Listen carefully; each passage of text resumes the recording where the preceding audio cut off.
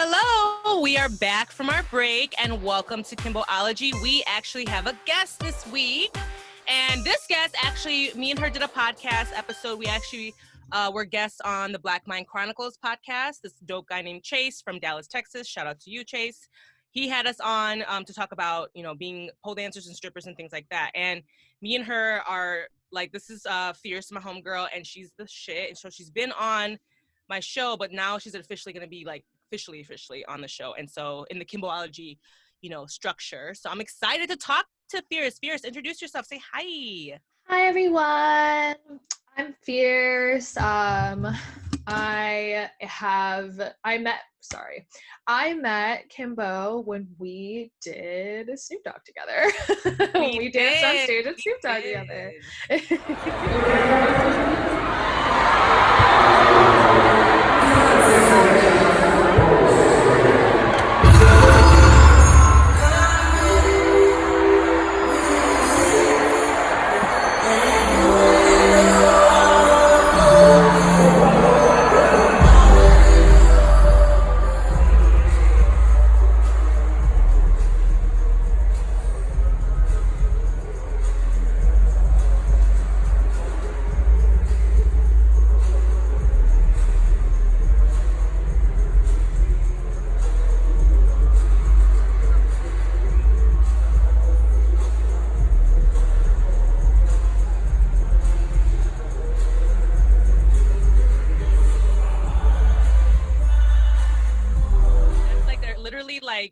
Girl, because I didn't even know you. Like, yeah. But then we showed up. Like, we showed up, and there's Fierce is this fucking cute ass. She's like petite, but she's got a booty. She's got a symmetrical face. This shit was so funny when this bitch was talking about. So yeah, I'm the shit. Like, I'm a fucking stripper, but I have a very symmetrical face, so I'm beautiful. I was like, I know that's I mean, I didn't mean it like all conceited, but like it's just like. That's what gets you places in the sex work industry. Because nobody explains it like that. No one actually said like, "Oh, I'm beautiful. I have a symmetrical face." It's just like, right. But that's literally the quantifier for it. Fuck European beauty standards. A symmetrical face will get you far. As I said when we were talking about that, the freaking Rihanna one where they like flipped her face like one half both sides and her face was still like perfect. It's just she has a symmetrical fucking face. That's why she's girl. Rihanna. I need to do that to mine. It's not. But you know what? I bet you, if anything, like one eye's a little crooked than the other, or like my nose. No, that's what I'm saying. Like I'm sure that if I did that to myself, I would also be like, oh my god. Oh, speaking of that, there was this I saw this terrible thing on like some fucking like one of those things where people post like dating app fails or whatever. Yeah. This girl posted a screenshot and this dude told her, oh, I ran your picture through the Pretty Scale like website and you're pretty, so like you're like over 80% pretty, so like I'm down to date you. And she was like, I'm sorry, what the fuck?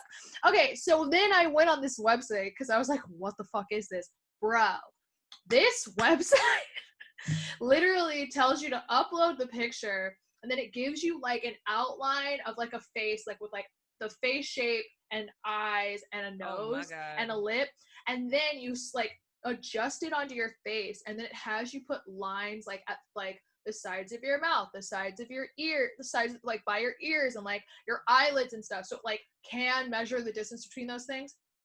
Bro, and then it tells you like, okay, like your forehead is too big to be beautiful, but you are within pretty range for like the size of your lips, your chin is too small, your eyes are this, your whatever, and like literally like meticulously goes down each of your features and tells you which are considered conventionally attractive and which aren't.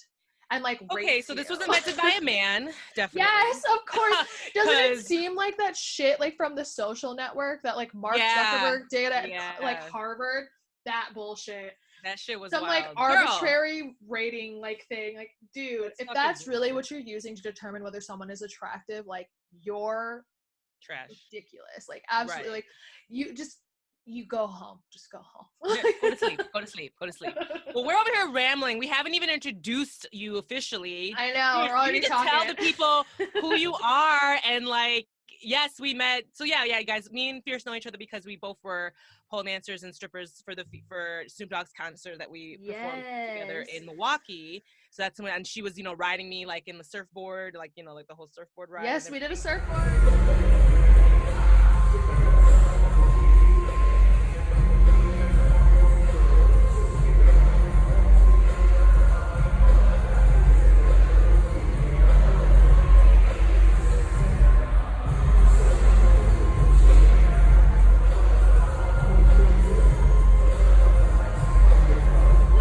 But yeah, so, but I want to like, tell us who you are though, officially, and like. Yes. Okay, so I'm Fierce. I am a stripper, sugar baby, and all around sex work hoe type of shit. I'm also a big activist. I when I was stripping pre-COVID, because that's over, that's dead. I had worked in 17 clubs in 6 states. So I've been around a little bit. I really loved stripping. I will probably go back once there's vaccinations and herd immunity and things. But I don't think it'll ever be my main source of income because, yeah. So did you I've been learned. Yeah, did you find like, because I don't know, like I know that you're, so officially she's retired. So Fierce is a retired stripper right now because she said fuck the bullshit, you know, and it was just not realistic. I mean, right. I mean, the clubs in Chicago have been closed the majority of the pandemic. I think the club that was my main club that I went empty my locker at to say I officially retired has been open a max of 4 weeks since March. Oh, okay. They're closed and have been closed for like the past month. So like it's over, it's dead. we're kind of back on like lockdown, so to speak, a little bit. I mean, like the essential workers, the grocery, obviously those are.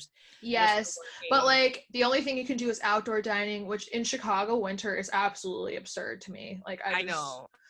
At this point, like if you want to eat at a restaurant, you should order. Like, I really don't understand why anyone's really like going in person. I understand that like they do still have servers on staff, but I'm just like, at this point they should just shut down outdoor because it makes no sense for anyone to be eating outdoors in this weather. You know what, girl, though? The people are so desperate, though, to get the fuck out the crib that they are, like, renting the igloos and being in the cold, eating food. And you know what, though, bitch? I'm not even, like, gonna lie. Like, I miss that camaraderie. I miss, like, going and seeing my hoes and just, like, chilling, like, I was just reaching out to my girls, and I'm like, yo, we haven't seen each other. Like, it's just forever. And I feel like, I think at least for people to know that's an option, even though it is 30 motherfucking degrees outside right now, Fahrenheit in Chicago, at least it's an option. But at the same time, so many restaurant servers and bartenders and things are furloughed right now. They're not working. Yeah, they're not working. Also, funnily enough, I did an igloo before it was cool. Like 2 birthdays ago. I'm born in January, so it's always freezing on my birthday. I had an igloo. I like rented an igloo at the top of this bar and like did brunch with my friends. It was like a small, like inflatable igloo. It wasn't like the huge ones they have at some places. But yeah, it was super cool. Like I just, at this point, like I am so not trying to leave my home for things that aren't essential to my life. Like I am doing my own nails now. Okay, I bought a dip powder kit. Girl, you gotta send me the links and all that to how you got it. I got the Kiara Sky one because it was like an all-in-one thing, and honestly, I'm happy with what I did. I'm gonna get better at it as I do it more, but officially there. And then like I got my fake lashes taken off, my lash extensions for the first time like since we got like back into like kind of normal in June. So like she's a DIY bitch. I know, we gotta kind of like, we gotta do it, you know what I'm saying? Like my man cuts my hair now, you know, like, oh my goodness, that's trust. Not like love. The fro, the like shaved side situation. Cause it's he shaves you. Okay, right? Gotcha. It's just like you're right like now, not the hair. Girl, he literally would be like, bitch, get the fuck out of here with that. I don't know what's going on. I don't know how to do that shit. No, I mean like, take some clippers, get this fucking, you know, get that undercut going. Yeah. Cut off because it's just like got to go and it grows so fast. So like, yeah, I mean, we got to do what we got to do, you know, and it's like, these are like, like tough times, and especially in the sense of like, and I think it's great because people are trying to, people being creative, and, you know, I've always been this like hustler mentality type of person too. I know you're a motherfucking hustler because you a stripper girl, because y'all are the queen of hustlers. But like for me, I've always been able to find a little like, okay, let me save a little bit here, let me sell this here, let me do this here, let me pick up this gig here. Like that's how I've made it through this life. Yeah. But yeah, so you've mentioned that, you know, you're not stripping at the moment. You're a retired stripper right now, and you will possibly, you said you're most likely to go back to stripping when things get a little bit more like on the like sure side of like Yeah. vaccines and things like that. Because like Absolutely. my homegirl in Australia is back to stripping, and she actually is back dancing now, and so I don't know, I have to catch up with her and see how things Yeah, are. because Australia like took it seriously. Yeah, I saw like yeah. a picture of like a sporting event. No. I saw a video of a festival, a music festival happened in Australia recently, and they were Oh, just big. doing regular music festival shit. Big crowd, people sitting on each other's shoulders and shit, no mask, chilling. And I was like, wow. Well, I don't Must know. be I mean, like, nice. I know. I mean, like, they should still be probably like, because it's like they could still spread it. It's still out here, but they're just like they've been like shut down during this whole, like the whole time Yeah, we've been open. They were closed because yeah. it was winter time. So now we've switched. Yeah, exactly. Now they're Like in they didn't have summertime. a reason to be out of their houses. What Exactly. fucked it Now up for we us here was the fact that we went into lockdown, and in Chicago it wasn't warm yet, but in right, most parts of the country it got warm in April, and that was when right, lockdown fucking started. right, So right. that was the season for restaurants, for bars, for most businesses, for any tourist thing or whatever. And like sure, a lot of events got closed, but like in general, like the US did not shut down. And I would be surprised if parts of the US are shut down at all still. Like They are Florida and popping and Texas and locking shit. and twerking in Texas and Atlanta and Yeah. Florida. I mean, no masks. All the restaurants are open. It's just like Kiki City out there. Which is wild. I was listening to the read earlier today, and they had a Shout out to listener the letter read. from someone in ATL who had a friend who's like been out partying or Oh whatever. yeah, I heard And that one. Yeah. yes, and he like posted a fake COVID test, and then Oh because yeah, he yeah. posted a fake COVID test, and then this friend, he like asked this friend to like go take a package inside for him, so he had their key, and he went and snooped around their house and found that they had COVID, Yeah. and let them come over and hang out with him, like Right. knowing they had COVID. And I'm just like, and like was out and like going to parties and shit. Like how? Like, yeah. Girl, that's just I not was, me. whew, I Okay. was like, and this is why I stay home. The only thing I have done and like gone out to do was my friend just got their titties done. Okay. And they like were like, I just went to my like we like made a plan. We were all gonna like not all, like a 5-person group. We were like gonna meet at their house, social distance, wear a mask, and like be there for them, like because Mhm. they're like first real like invasive surgery they've ever done, and we also wanted to see the titties, of course. Of course. Yes. But You yeah, must see like the the titties titties. looked great, Okay, and it was see. like a nice little thing like to do, and that's like the last time I saw my friends, and it's probably going to be the last time I see them until the new year. I mean, yeah, I mean, that's real as fuck, you know? I mean, I think we have to, like, try, like, me and my homegirls, too. Like, there's, like, a group of 5 of us, too, and we're gonna try to, like, because my homegirl, she's pregnant. Well, 2 of my homegirls are pregnant. But Oh, I know, girl, everybody's pregnancy and popping out COVID babies. seems.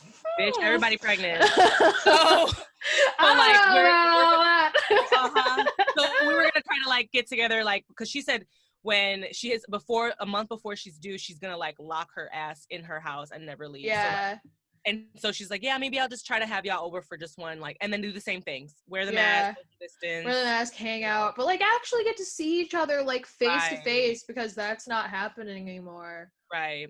Well, honey, I'm just like curious because it's like, okay, so you're a retired stripper right now. So like you did mention you're a sugar baby and all that. How are your bills getting paid if you don't mind? Like are you like how are you making money right now? Like what is going on? So technically speaking, when it comes to like income, what I'm receiving is not considered income. I already spoke to my tax guy about this. what I'm receiving is considered gifts. So, but my sugar daddy has my rent on auto pay. Bitch. And he right. pays me on the 1st and the 15th like a bill. He pays what? He sends me additional money aside from my rent on the 1st and the 15th like I'm a bill. Yes. So yeah, we like I met him in Vegas when I was in Vegas before quarantine started. And then like he is like the thing that like I got out of Vegas. Like of all the stuff that happened in Vegas for me, he is by far the best thing that happened to me in Vegas. Like there's no way I would have met him if he hadn't been at a convention and I hadn't been at Spirit Rhino at the right time. Like that was literally it. Like he like found me, I found him, and like we talked, and he's divorced, and I was just like, you need a girl like me in your life. Yes. Can you tell us a little bit, like we don't have to obviously like names and all that, but like what is he? Is he like super old? He's a white old so he's not decrepit, he's in his 50s. I can't, so like my parents had me super young, like in their teens. So I am not the type of bitch who be like, he's older than my father. Like everyone's older than my father. My father's in his 40s. A lot of people are older than my father. Yeah, like his early 40s. Like my parents are very young. Oh my God, girl. Yeah, so I'm like, if I like were cutting myself off at under 40, like literally I can't even like, my dad was literally 17 when I was born. Like there's no actual way that I could like really actually do the sugar daddy thing and stay under my father's age. Because sugar daddies, honestly, like men aren't that wealthy at that age. Like I think the late 30s, early 40s is when a lot of men start having families and whatever and like get settled. And then like in their 50s is when they're like actually rich. Your sugar daddy is so I stay under grandparents. My sugar daddy's younger than my grandparents. I don't go above that. Is he white? Is he black? Is he Asian? Is he? He's white. Okay. He is white. He's from Texas. I met him at Surfboard and he was there for a tech convention. He is like a VP at his company and like is divorced and like he works from home now. He used to travel a lot for work, which is why we started seeing each other. Oh, should have put this back in front of me, huh? Hi. Hey guys. So he used to travel a lot for work and I used to travel a lot for work. So like our first couple of times like seeing each other was like, oh, he was in Vegas when I met him, and then like he was in Chicago for work. So I saw him when I was home in Chicago briefly or whatever.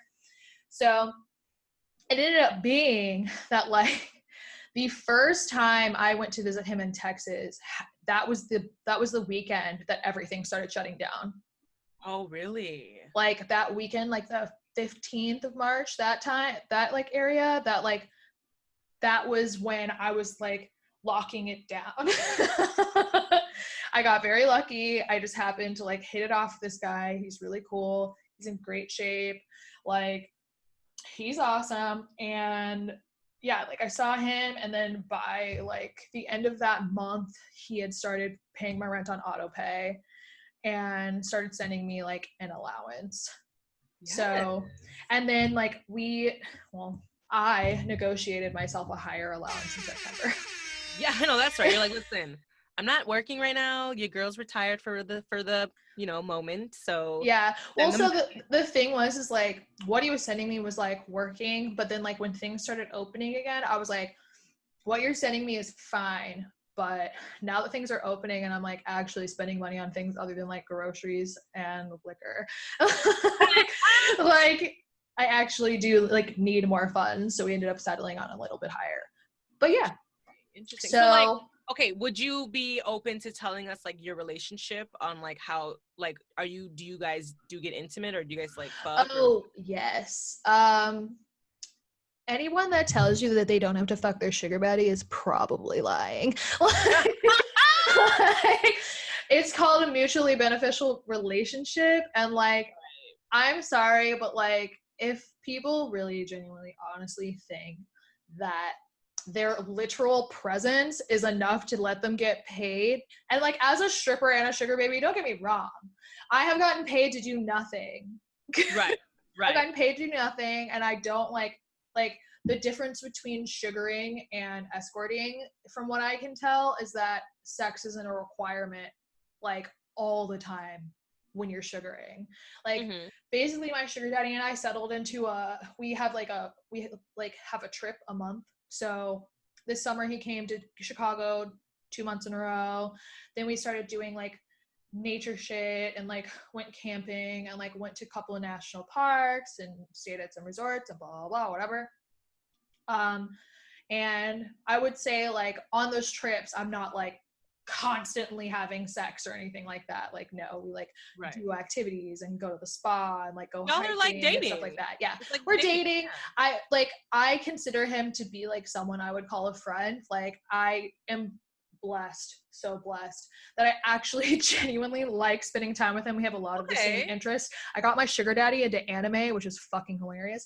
But I got my sugar daddy hooked on Hunter x Hunter. Okay. So yeah. So like he's chill. We have a lot of the same interests. He doesn't like I personally found for me that like I find it so difficult to spend time with people I don't like. Like I just I'm an ambivert, and like so I can do extroversion for like a certain period of time, but like there comes a point where like I need to like have downtime. Same. And if I don't feel comfortable, then like I'm not having downtime and my battery just depletes and like I can't do it.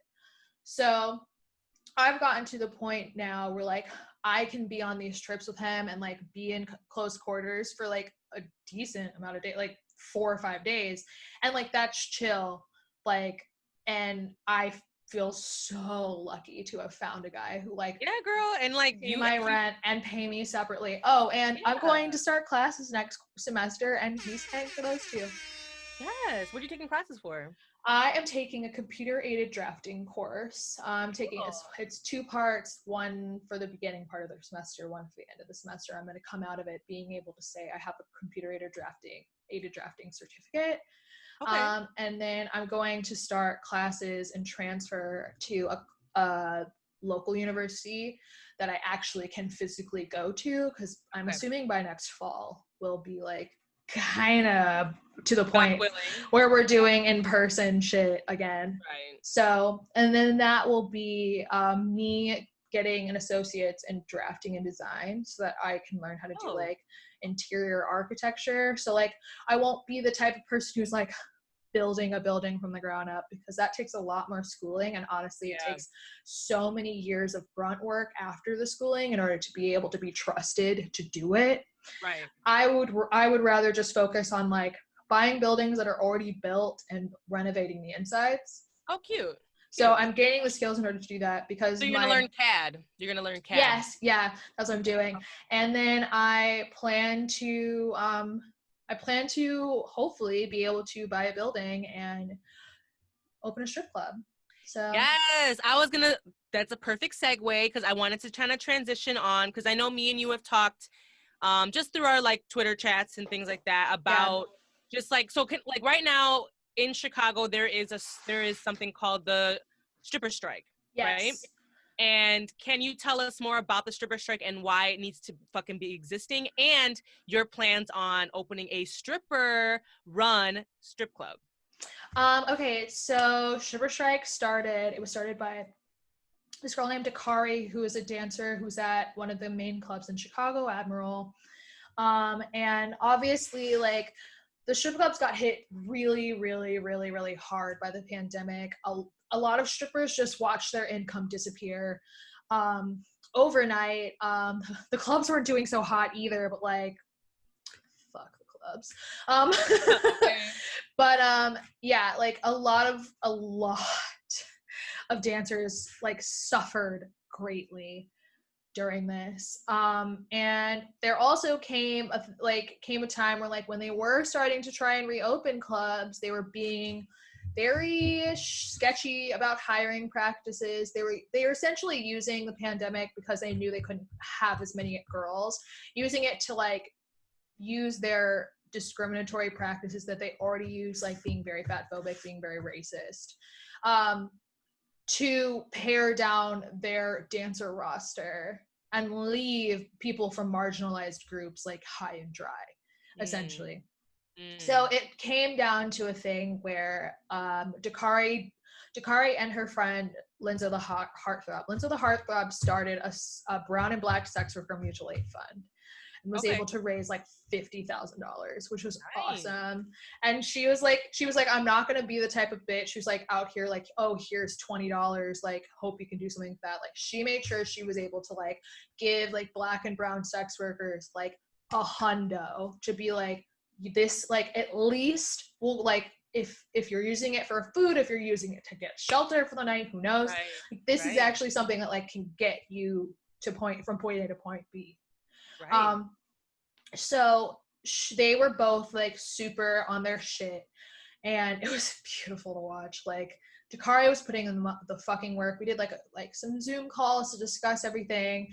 Basically, there was recently a law change. I can't remember if it's federal or not, but there was a law change that made it so that like any business over a certain amount of employees has to have a sexual harassment training, and also has to have like signage within that business that like has info about what sexual harassment is and like who they can contact about it, such as like people in their management or whatever. And so part of the stripper strike was Dakari emailing clubs in the Chicagoland area and being like, this is our list of demands. And one of those things was like, get compliant with this bill. Like you legally must do this. You have to do this at a bare minimum. But then also they were like, stop being discriminatory in your hiring practices. Like allow like fat, disabled, black and brown, like LGBTQ plus like people to work at your clubs rather than having it be majority white girl. And the thing is like there's like men want variety, I would think. Don't they want variety is the spice of life. Like, because if let a strip club manager tell it, and they would tell you that men only like one type of girl. But like that's not true. Literally, like look at the world. Like I know. Like look at how many fucking if men only liked one type of women, then like how were the majority of people in this world born? Yeah. How and like people are fucking, people are married, people are you know like that's what I'm saying. Yeah. It was just like I have always personally felt that the more variety a club has, the better that club is. Or the last club I worked at that had like the biggest, largest variety of like shape, sizes, and colors that I've ever seen. Still, because America, like a lot of white girls, but like it wasn't like they didn't have women of color. It was just that the region didn't have a lot of women of color. They weren't like, any and half the girls of color that worked there that I knew of, we were all travelers from other states. So they weren't even from there. Yeah, like a lot of us were like, I come here because I make good money here because they don't have black girls. Like where's this at? It was East St. Louis. It was Hustler St. Louis. St. Louis? So, Hustler St. Louis. And like honestly, they ended up firing me for breaking someone's phone or taking a video of me nude. Fuck them. But also like I appreciated the fact there was a diverse thing. They would not hire girls with hella tattoos, which was also fuck shit. But at the end of the we're talking about strippers. You don't want strippers with tattoos? Are you kidding me? Of all the demographics to give a fuck about. Like in this industry, like what? So whatever, but like, this club was the club where like you saw girls that went from teeny tiny to like big girls, and like they would kill, and every time they were beautiful. That was the thing. I was just like, it's not about like fitting into a size 2. It's about whether or not you are sexy. Right. And sexiness comes in all shapes and sizes. Right. People can be totally sensual and like have more to love, you know, like have a little bit more freaking fluff. Girl, listen, these men. And also, more titties and more ass has never been a bad thing. Never a bad thing. Girl, do you watch P-Valley? Yes. Bitch, I just started watching P-Valley.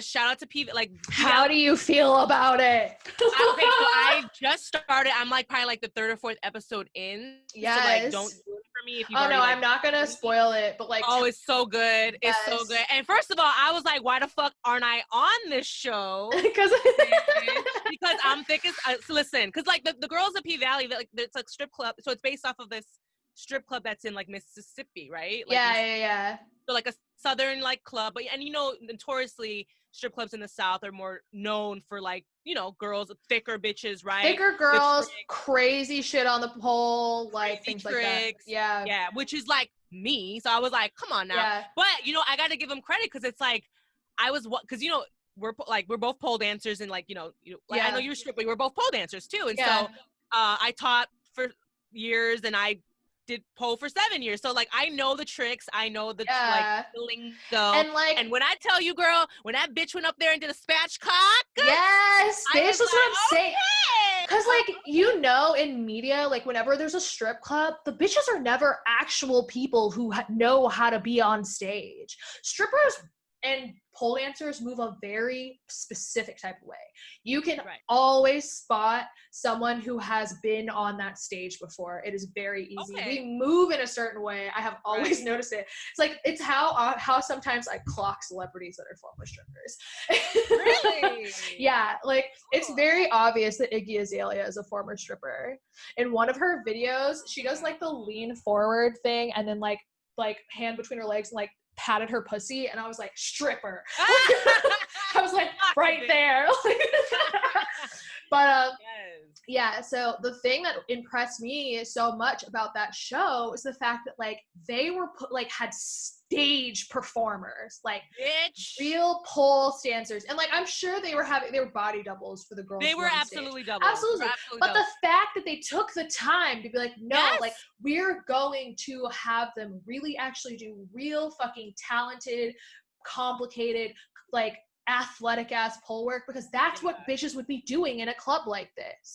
I live. And you know what? The thing is, like, because, the pole community is quite small, I literally think I know who M.I., crooked letter I, crooked letter I. Oh, you think you know the girl who did her? I think I know who her body double is because there's this magnificent, petite, beautiful pole dancer. I follow her on Instagram. I forgot her handle, but she does a lot of, she does a lot of shows in, she's a showgirl, though, and she does a lot of those shows in, I think it's New York, though. So I'm like, they probably flew that bitch in to Atlanta. I know. They probably did a little something. Yeah, because they had to get women that looked like the actresses as well. Yeah. So they found, and I think they did a really good job. I think they did a really good job. I think that us, with my head being like, that's not the same person. Like, I still was like, that could be her. Right. Like, homegirl, what's her, Mercedes could do a little pole. Mm-hmm. Mercedes can do a little pole, but she did have a double when she went up there and did the she did the shoulder mount drop, and then she did the AYESHA.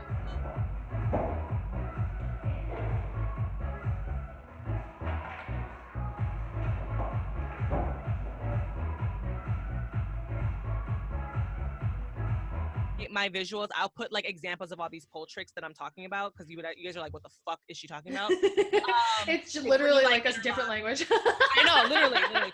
I know pole's a different language, and I want to still talk about that because I'm excited. I was like, I want to have Fierce on because I want to talk more about pole.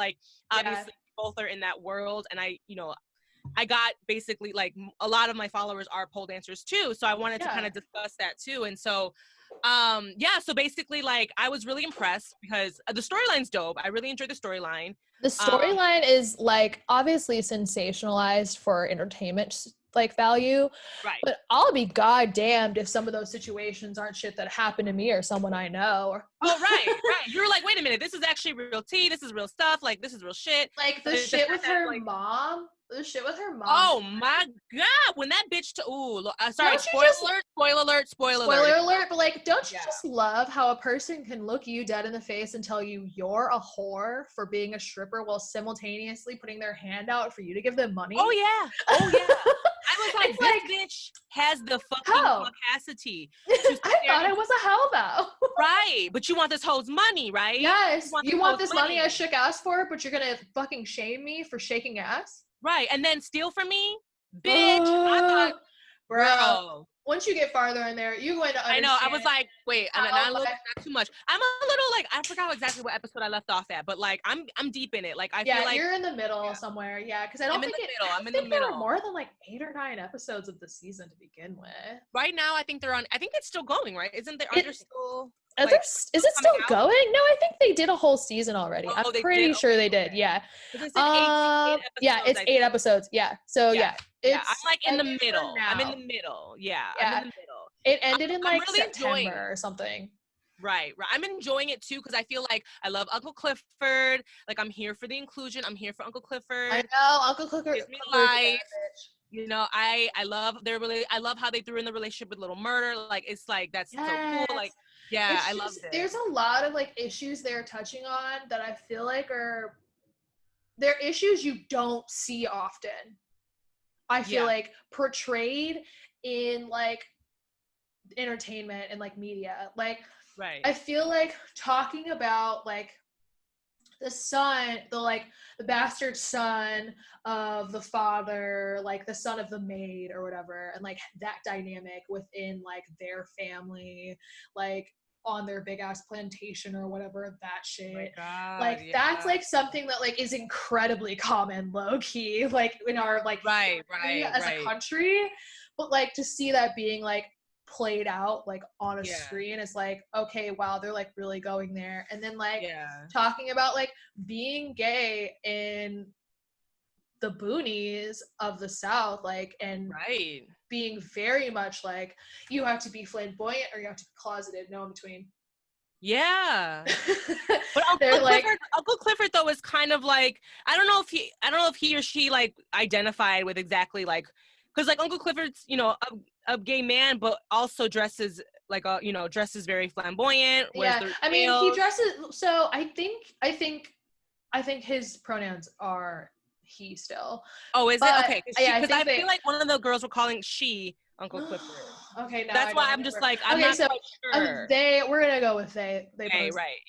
Uncle Clifford definitely dresses very femme, which I think is a part of their like their look, their life, the way they live their life, which I think is very important to represent, because like I feel like it like that is an act of resistance in a southern town. In a small southern town. Oh yeah. That is like your literal existence is an act of resistance as like a femme gay person. Like absolutely.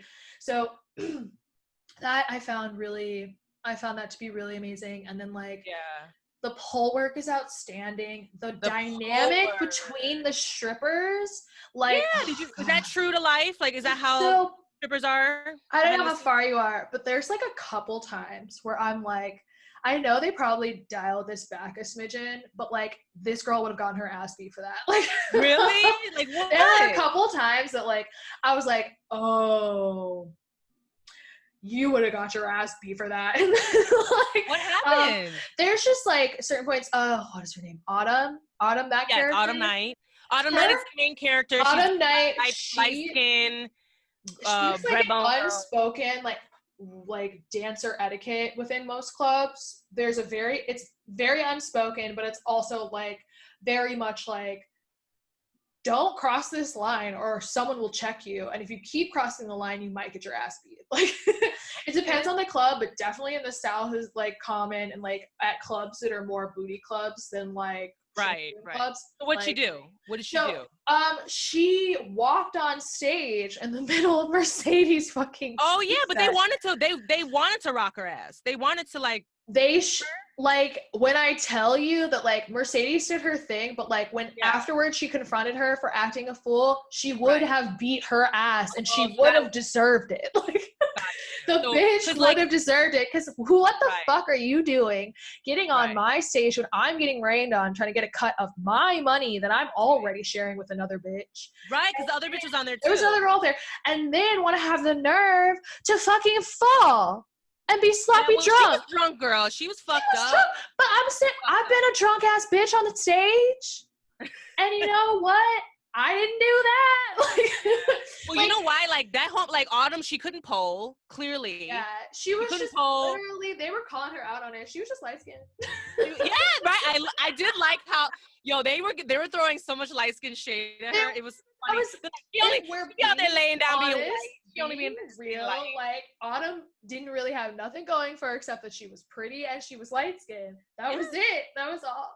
But you know what? Wouldn't you say that some girls like strippers? That's literally all they got going for them, and that works for them. It right? works for them, and like it makes them money. But like it was so funny having them actually discuss it because I'm like, yeah. Right. That's all this bitch is. She just light. Yeah, like sometimes it just bees like that. It's also, I mean, like in that context, like with like hardly any white women in there. Like you get the there was like one white bitch. Light skin. There's exactly. But like in white clubs, it's like so many girls. It's just like she literally is just white. Like it's just like she's incredibly average in every other aspect, but she's white, so she'll make money, and she'll often make more money than the black or other minorities like in the club, which is America. Girl. I mean, like, and so, like, basically, like, so that show is amazing. So, you guys, if you guys are sick of us talking about P-Valley, go watch the show. It's on Stars. Sign up for the free trial. You can get a free week trial, whatever, and you can try, watch. And just bang it out. Just bang it out. You can actually bang it out. You can. There's only one season. There's only one season. There's only 8 episodes. You can do it. You could do it. So just watch the whole season and then you'll be good, and then you can get, you don't have to pay for the whole month or whatever. Yeah. But I think it's totally worth it. You know what? It was giving me like True Blood vibes with like the symmetry, like the cinematic, I can't even cinematography, girl. It was just like, I was like, this is everything. And they were like highlighting, like the B-roll was just them driving around the hood, just taking photos of like the cinematography was really good. I've actually never seen True Blood because I actually tried watching the first episode and Suki irritated the fuck out of me. Suki irritated the fuck out of me, and I literally stopped watching it and was like, I have to know like about this though. And I went and I found the actual book series, and I ended up reading that. And she was still annoying in the book series. Well, they did good. They did good. But I know True Blood was like huge. I just couldn't get past her. I can't do it with like the stupid. Right. I'm gonna fight a vampire. What was the name of the black guy that he actually passed away, rest in peace. I forgot the name. He did. I remember when that came out. What's his name? I can't remember the name. It's been so long. He was the cook at that restaurant. He was the cook. Yeah. Yes. I lived for and her. He was another like very iconic like black character who was like, again, unapologetic about their queerness and like, loved it. Like you can fucking talk this shit and like I will give you a good read, bitch. I was like, that show, I got hooked on it, but then I just kind of fell out. I think I watched all of it, but there was some sort of like, I just saw an article today actually that they were thinking about rebooting it and bringing it back. So hopefully if they do a good job. So, but I liked True Blood. I thought it was cute. I thought this gave me that vibe. So yeah, guys, go check out P-Valley. We'll stop talking about P-Valley because it's so good though. It's so good. It was very good. Go check it out. I want to talk more about pole. I want to talk more about stripping and stuff like that with you. So obviously me and Fierce are in Chicago.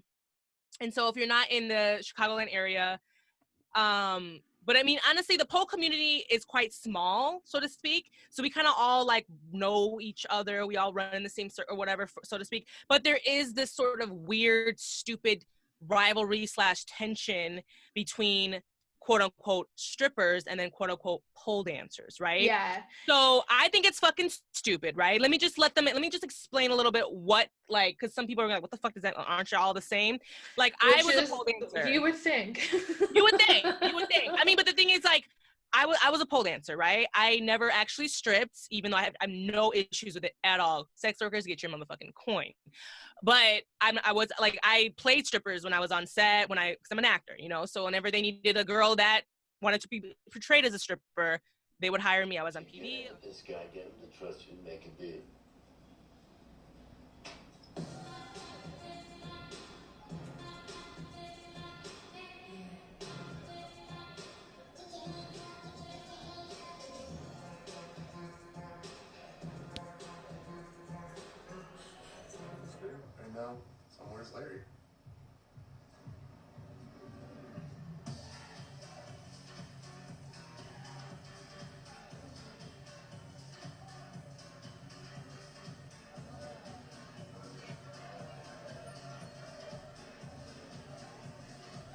then basically, I can't even remember.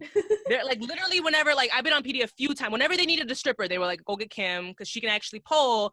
And so it's like actually like this will look more authentic than like right. the So average random girl they throw on stage in most strip club scenes. Like, yeah, so like, but like there is this like weird tension, and there's this weird like us against them mentality, which I fucking always could not stand. And it's like since the pandemic started, so since the beginning of the pandemic, if you guys follow me on Instagram, I was Kimbo Pole for ages. Kimbo_pole for ages. And people knew me as a pole dancer and a dance instructor, so but it's like as the pandemic progressed and like I got out of it and I like was at home and I just kind of like, first of all, I put my whole entire life into pole and teaching pole, my whole life, I literally would revolve my acting schedule, my everything schedule around pole, which in a sense was, it was not good for me because it's like I was putting all this effort into something that ultimately, what can I get out of this, right? Like I can't, unless I'm actually dancing, like stripping, what money can I make, spending all this time in pole, right?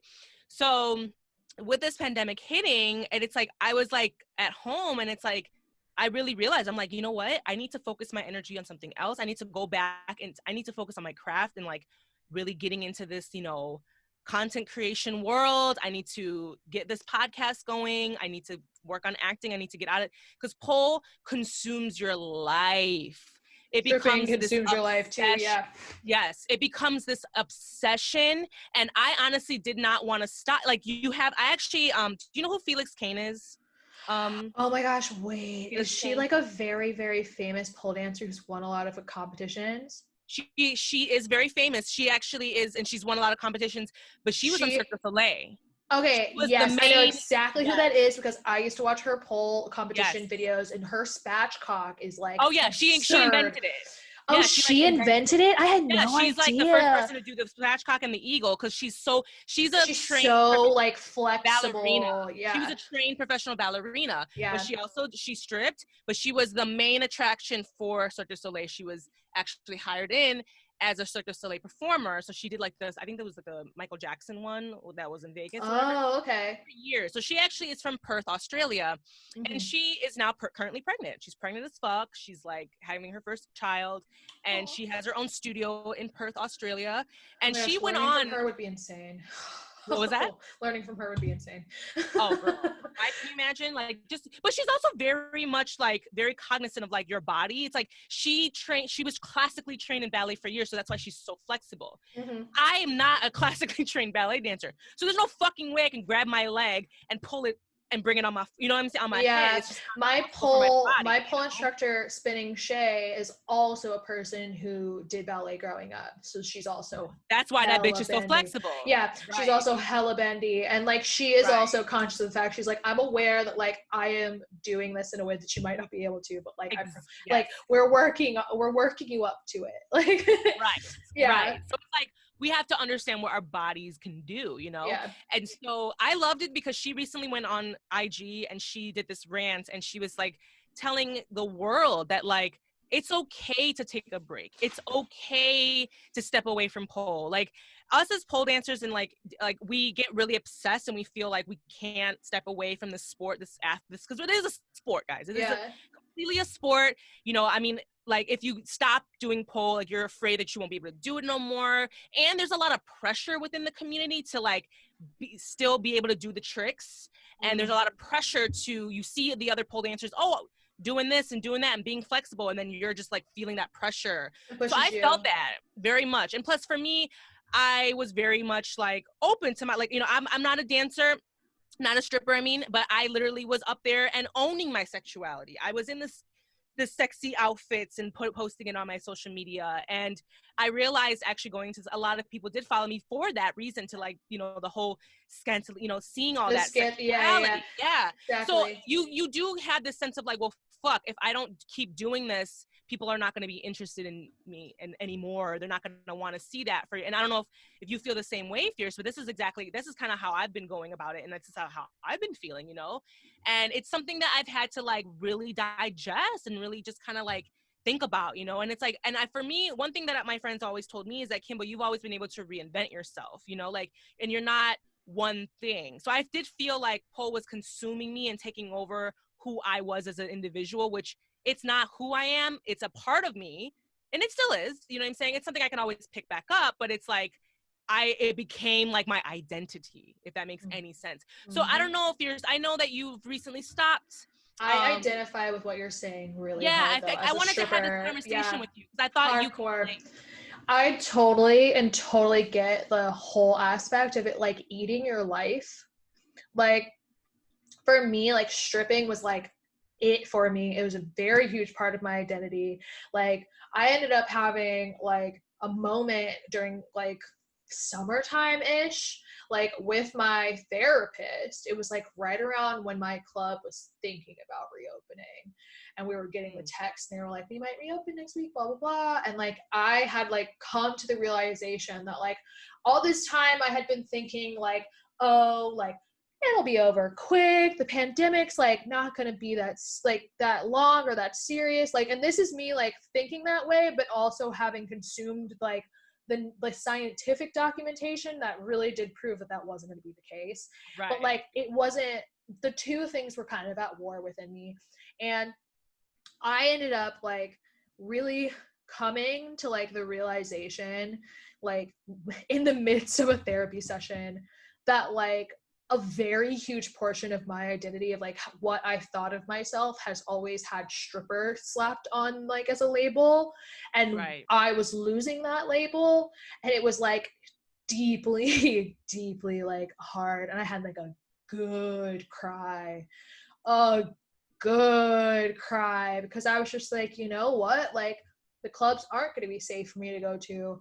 And my sugar daddy has made it possible and has told me specifically that if I don't want to go back and I don't want to be unsafe, that I don't need to. Yeah. And I was just confronted with the fact that like I couldn't go back in good conscience, because I'm just like, I'm either back and I'm taking that risk because I just miss it so much, I have to be there, and I'm taking money from girls who need it more because they're in a club in a pandemic, like clearly they need that money. And I was just like, I don't need the money, I don't want to take the risk, and I cannot in good conscience like do the travel thing anymore either.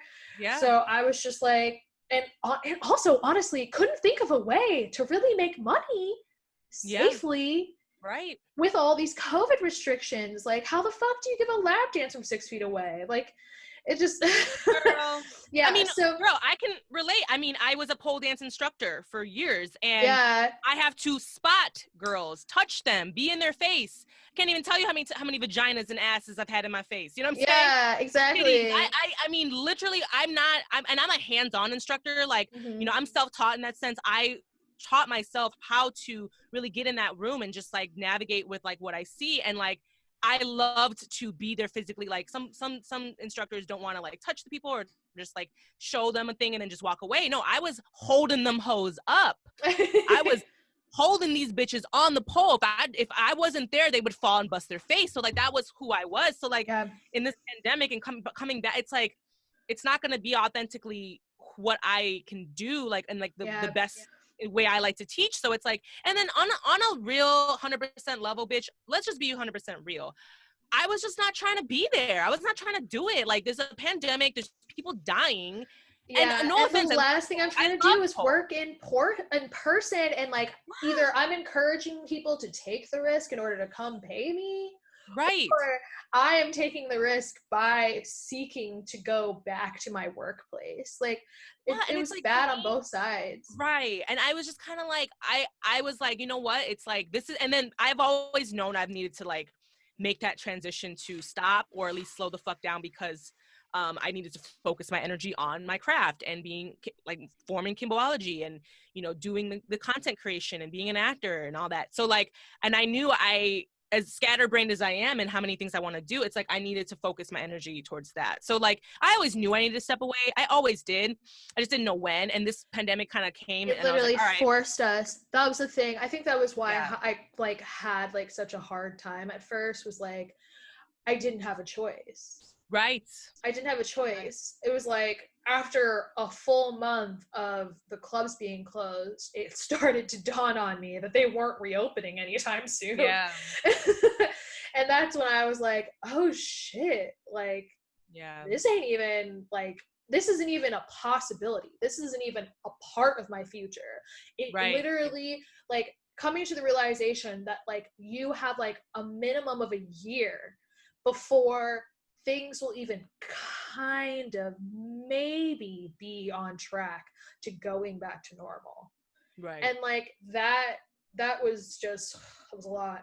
But before the pandemic, stripping was like my life. I traveled 10 to 15 days for work every month. Like, I was really out here. I was really stripping, like, hard. And like, I was a total nocturnal person. Like, in the wintertime in Chicago, I barely saw the sun. If I did see it, I might see it in the morning, but not at night, because, or not later, because I would sleep past like sunset because I'd be up until like 6, 7 a.m. or whatever. So especially coming back from Vegas, I would come back from Vegas, which is like, their clubs don't close. So every night I worked was like, I was there till 6 a.m. minimum. Then I come back and I'm jet lagged and I'm fucking already used to being up till 6, 7 a.m. every day. And so then I'm up till 8, 9 a.m. in Chicago. Ooh, it was gross. Definitely do not recommend. See, and that's the thing. It's like, I'm hearing like your story, and it's like, I like see the hard work and dedication that comes into this, because I've you know, we've had several conversations, me and Fierce, you know, like, so we know in that sense, and I've always had respect, you know, for what you do. Absolutely, and for what, you know, sex workers do. But it's like, in this community, like, there is, and it's like a weird thing that is like still prevalent, and like, but there is this weird like, it's I'm not a stripper, I'm not a stripper, I'm a that's what it is, you know, like, ooh. That's what it is. Whorephobia. It is not wanting, it is the concept of not wanting to be associated with those girls over there. Like, that's what it is. It's like, you want to be able to do this thing that was popularized by sex workers without being coded as a sex worker or treated like one. Right. And like, that's the big thing, that there are pole dancers who do the not a stripper thing, and it's because they really, really, really know how people talk about strippers and how they treat them. Right. And they do not want to have that experience themselves. And like, it goes to show like a certain lack of empathy, because essentially you're saying like, I'm fully aware that like strippers are the reason why why this sport exists. But I would like to distance myself from them and pretend like I'm better than them, because I am doing it in my free time as a hobby, as opposed to doing it as my job, which to me has always been so ridiculous. I'm like, so is it really actually that like, you think you're better than me because you're privileged enough to like pay to do something I do as my job? Like, and get paid good to do. And it's shitty. And like, luckily the majority of the pole dancers I know are pole dancers who are like you, who are super sex work, like chill about it, or they're sex workers. And there's also this line where like, there's strippers that are pole dancers, you know what I'm saying? Like, some strippers are just strippers, right? But there are some strippers that also are pole dancers, and that's something that they like, you know, shout out to my homegirl in Australia again. She identifies as both. She's like, I'm a stripper, but I'm also a pole dancer, you know, like, and I know you guys are saying like, what the fuck's the difference? Like, you know, pole dancers are people, you know, that they might be teaching, doing competitions, you know, shows, whatever have you, know the skill level, go on the pole, do the tricks and things like that.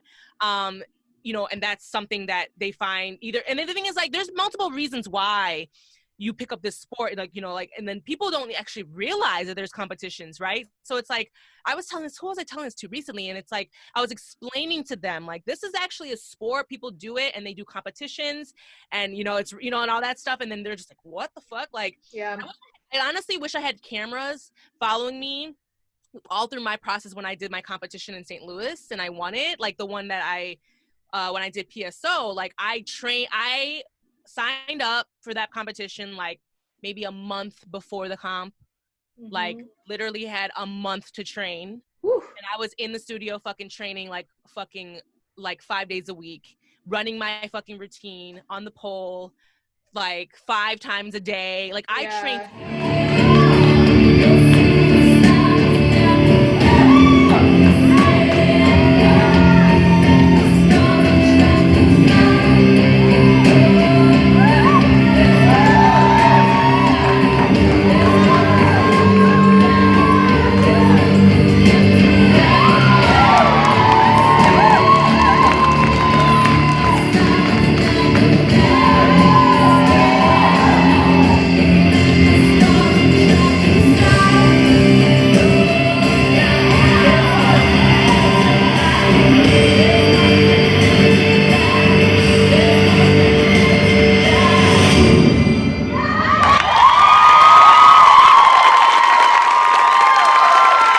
Thank you, Kimbo.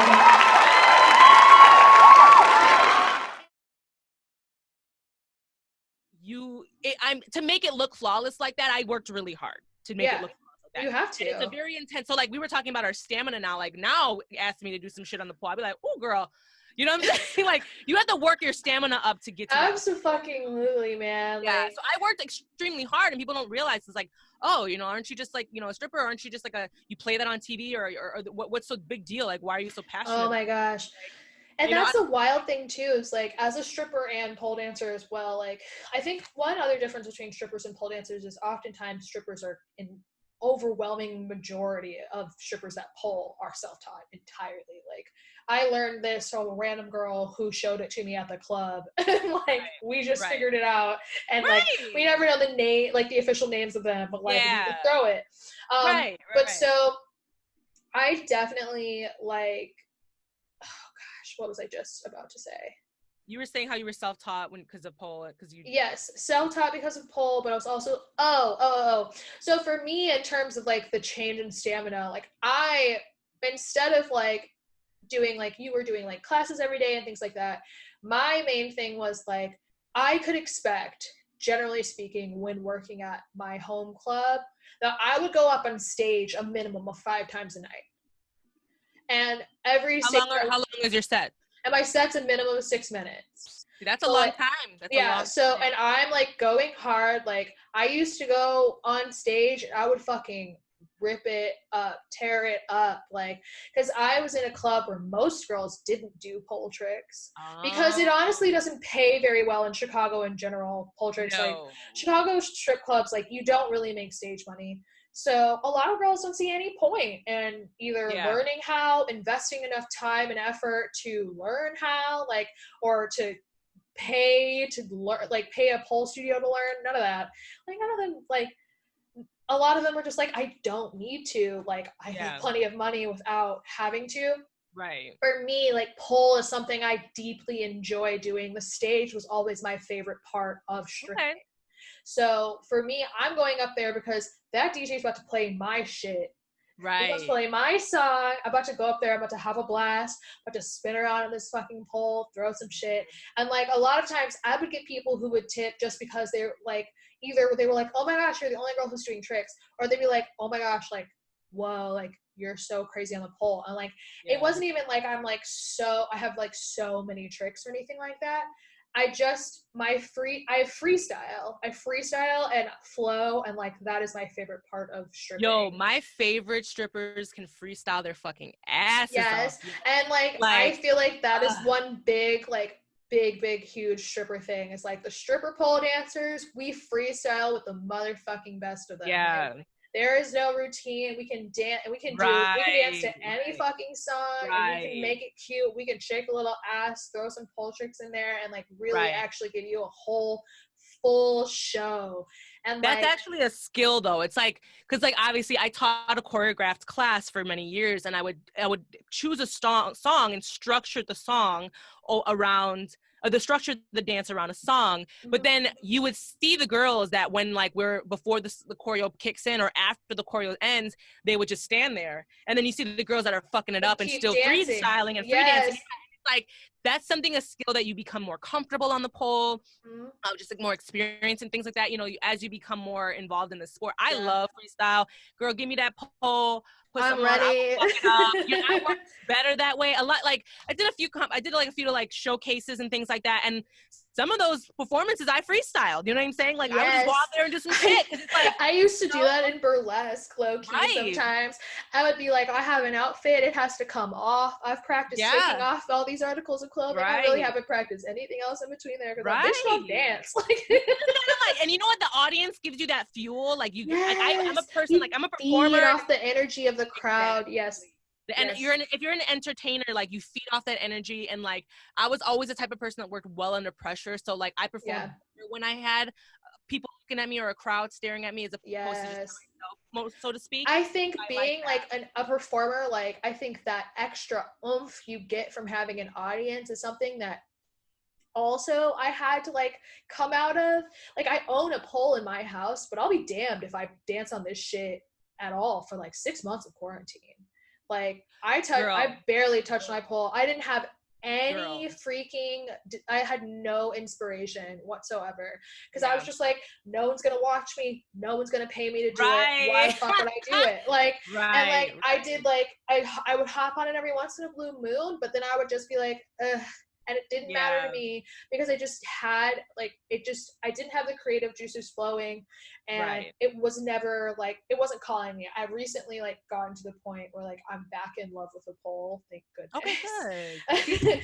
But I've jumped on there like here and there, but at the same time, like I haven't quite, you know, I think there's a lot of just like anxiety surrounding that still with me because I feel like a lot of pressure in a sense of like people like. You know, I like, what was it? This other girl, she's like, hey, Kimbo, like, when you going back to the pole? You know, like, oh, I miss, you know, like, I'm just like, you guys, I mean, this is just not a priority at the moment. You know what I'm saying? And like, I had to really, you know, I had to really, and like, so back to Felix Kane, like this pole star went on there and she stressed that it was a good thing to actually take breaks and that don't let society like make you feel bad because you're taking breaks. And she's like, and muscle memory is a thing. She had to take a year off because she fell on her face and broke every bone in her face. Are you serious? Yes. Felix Kane had to take, my God. And she fell during a performance with Cirque du Soleil. So imagine going to see a show and watching the performer fall. And bust her shit in front of a huge audience. So that's actually how. That's like that stripper in Dallas that we talked about on Black Wine Chronicles. Yeah, she took a year and a half off because she fucking had to. Yeah. So she had to heal her body. Facial surgery, literally, like you have to let your bones literally resettle before you can do anything, or else you could like one little hit, boom, and you're fucked again. Right. No, she looks like if you look at her now, like, and the thing is, like, she told us, she's like, and I took that year and a half off and then I got back on the pole and I was even more flexible. I was even stronger. So like for me, like, and muscle memory is real. I've been doing this 7 years. So I feel like I can like still, like I went on there. I was like, oh, I can do my shoulder mounts still. Oh, I can do this. I can hit this trick still. Woo, woo. You know, I don't have the stamina like I used to. And the girl I have gained weight since then. So it's like, I have those properties to think of too. But like, I had to be more mindful, give myself grace that like, this is something that I can always pick back up. And it's not the end of the fucking world. Cause it's been hard. And I know you can relate. Cause it's like pressure, you know, and it's like, and like, you know, and obviously I don't do this shit for like, I wasn't posting these videos of me pulling it all for everybody else to see. It was mostly for me. Yeah. But it's like, I've also didn't feel the support in that sense that I really wanted in that sense to like get back on the pole in that sense. You know, I don't know if that makes any, you know, whatever. No, I 100% feel you. Like there have been so many moments where I'm just like, okay, my favorite song and on, I'm gonna throw a little twerk out like on this or whatever. But like I don't know, sometimes my pole taunts me. Sometimes it taunts me. I'm like, oh my God, it's like in my apartment, I should use it. I know. But and let's talk about the burns. Let's talk about so like the other thing is like my skin isn't used to being on the pole anymore. And like I really, really had like a stripper tolerance that was like built of having been on that shit so much. Like I was like, I slide down on my thighs, I didn't even notice it or whatever. It didn't even hurt. And girl, now sometimes I'll be like, woo! Right. Oh my God. I had calluses on my hands that my hands right here were all hard with calluses from teaching. all the time. Yes, I My hands are definitely so had pole soft. same. I had Are they pole soft calluses. again? My like stripper shoes, like my feet look so much better. Girl, I right? literally like I used to have like a mark on like the top of my foot from like the fucking Yep. heel. Like From I climbing literally too? yeah, like Yeah, I I have like a used to permanent have like mark from marks. climbing Yeah. a pole. Yeah, I used to have marks and like I'm sure my pinky toe will never be the same. Honestly, my pinky toe wasn't Girl. that great to begin with though. Whatever. Girl. But yeah, like I definitely like I finally got the confidence to like invert again because I hadn't done that in a while. Girl. But then it's just certain tricks. I'm like, oh, I know that one's gonna hurt. Yeah. And then also like I used to care about the trending tricks of like I see everybody doing this, let me try this or you know, it's like at the end of the day, if I get booked on a show, they don't know any of these fucking tricks. They never don't do. even know the names. They don't give a fuck. You know what I'm saying? Like as long as you can get up there and work the pole, do a little couple tricks, do a little shoulder mount, do a little, you know, They do a little go up are and never down, you know gonna what I'm saying? know whether you're doing. They're never like, gonna know. So for me, I was like fucking stressing and running myself ragged trying to fucking do these tricks that I'm like, girl, this ain't gonna make you no motherfucking money. Who gives a fuck? You know what I'm saying? So like I really had to kind of like pull myself back because I feel like I was losing myself in that whole world. Mhm. And I didn't like it, you know? And so, and that's the thing though, dude, like there's this weird, like obsession and like stress that these pole dancers, they put on each other. And it's like so unnecessary, There's you a know, lot but of it's competition. like lots of competition. There's competitions like, you know, between other instructors, other students, and also other studios, which is so fucking stupid. It's like, honestly, it's like, why can't it just be fun to do and then go home? You know what I'm saying? Yeah. Like, but then like, I think it's because there's just so much like, and I hate this. It's like, it's like, it's a more predominantly woman sport, but it's, and then like women are just, we have this thing where we like, and this is something I feel like women need to work on, is that we have this thing where we're like, we feel like, there's only place for one person. Like there's not enough for all of us to be there. And it's like, we have this mentality where we just like jump on each other and Yeah. or caddy against each other for, you know, it's like, why can't we be uplifting with one another? Why can't That's we uplift one part of the towards each stripper other? experience that I actually like luckily did not experience. Like there's definitely like high competition and there was parts of P Valley that kind of eliminated that. And that does exist in clubs, like absolutely. I, however, I've always been pretty neutral in the club. I've always been the type of girl who's like friends with everyone, or at least cool with everyone. And I always like have something nice to say, or I'll compliment someone's like set or like their outfit or whatever. Like I'm not the type of person who like has any reason to like really have beef. So I have always moved in the club in a way that has just like made it so that I never have issues. However, I have witnessed the competition shit that happens, especially in an environment where everyone is competing for money. Yeah. So instead of like competing for like competitions or who did this trick or whatever, it is who literally made the most money tonight, who spent the most time in the champagne room. And so what you would run into would be girls who shared the similar look. Oh, that was the other thing in my wheelhouse, was the fact that nobody looked like me. Like right. I'm a tall bitch with big hair. Like nobody looks like me. Even in Vegas, like where there's a lot more like variety of like shades, at least, of girls, not really that big of a variety of like body types, but a lot, like they literally from darkest girl to the lightest girl, because if you fit the body type they like, they would hire you if you're pretty. Like they're just like, hell yeah, girl, come on in here. Nice. So that was the first time I ever worked in a club where there was more than one girl who had an afro, and I was like, yes, bitch, yes. And even still, it wasn't like we were competing for the same money, because this is a club that has like 300 girls a night. Yeah. Like we'd be lucky if we didn't be in the same room at the same time. Like, right. But right.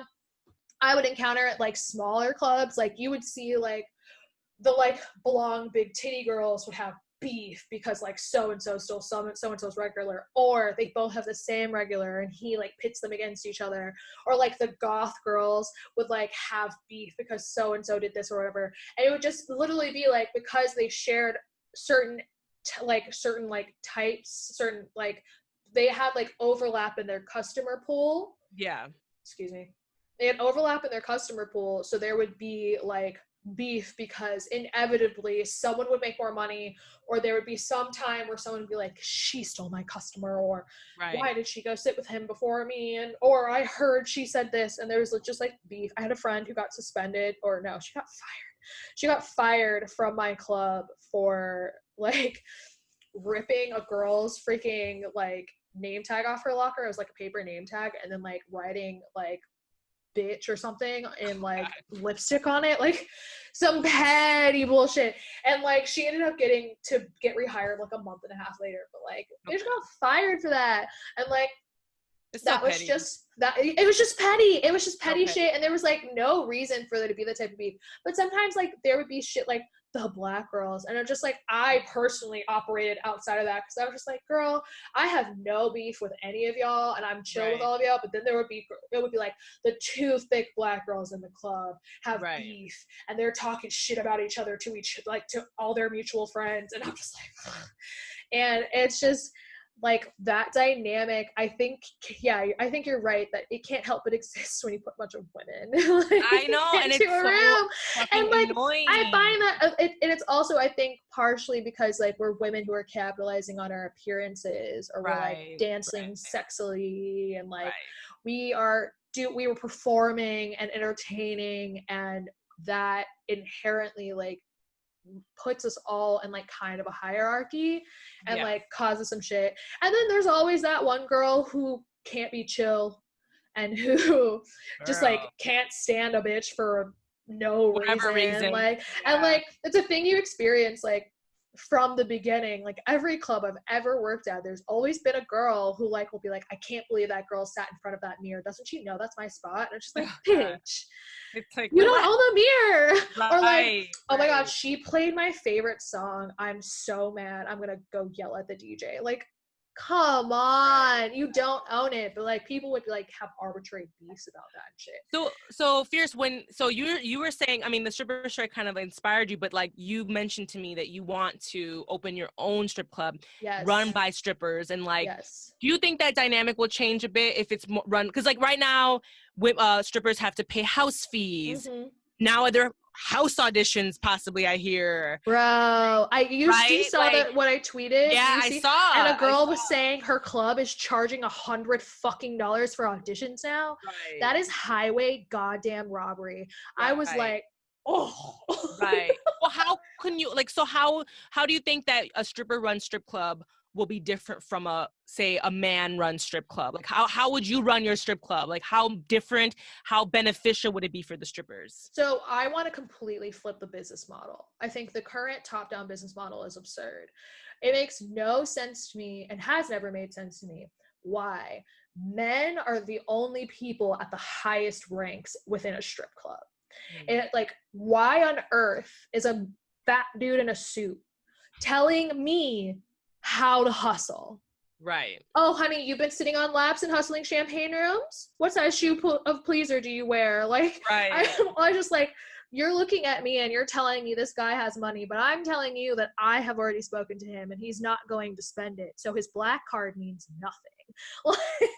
And like, don't fucking tell me I need to go keep him company because he'll spend it. Like I have spoken to him. If he wanted to be hustled, I would have hustled him. It's not like I'm a poor saleswoman. I'm a stripper.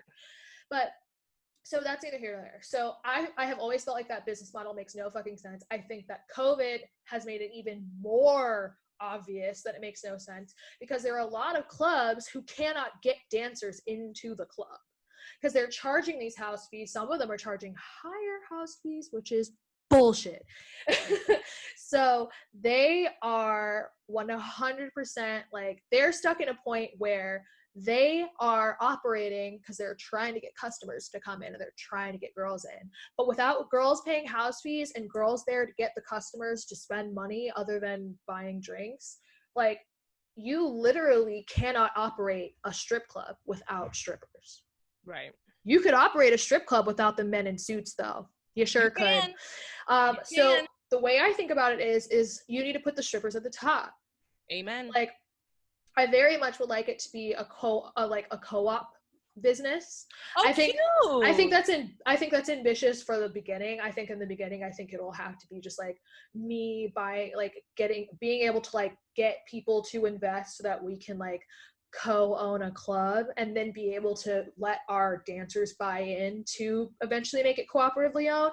Yeah. But I think that the biggest thing that would change how strip clubs work would be making it so strippers are in charge of everything. So they're in charge of making the rules of like the rules of conduct for customers and figuring out like how money is split and things like that. I also really don't think there's any point in having strippers be independent contractors anymore, because I couldn't tell you the last time I worked at a club that didn't still treat me like an employee.